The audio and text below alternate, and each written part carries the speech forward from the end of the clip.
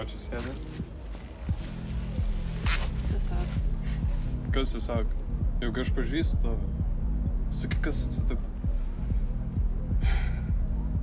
Aš bijau. Ką? Ko tu bijai?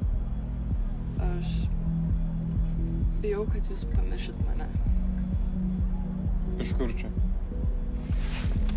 Tu nesupranti, ką man visą tai reiškia. Aš niekada nesijaučiau tokia laiminga. Aš nežinočiau, ką daryti be jūsų.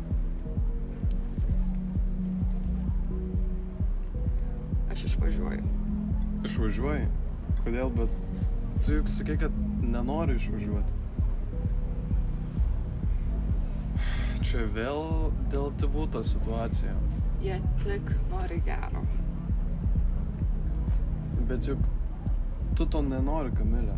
Aš nesuprantu, kiek tu jau gali gyventi pagal jų norus. Aš visą gyvenimą badau jiems įtikti. Aš neturiu kito pasirinkimo. Tu nesuprasi.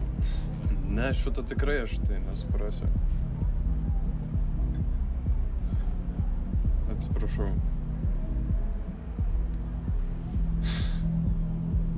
Žinai, net ir norėdamas tavęs negalėčiau pamiršti.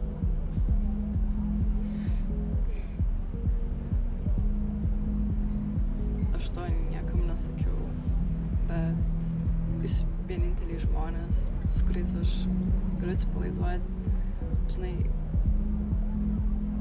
neįrodyti žmonėm, kas aš esu. O jeigu važiuočiau ir aš? Nesupratau. Tiesiog, važiuojam kartu? Turim tai. Jo? Važiuojam.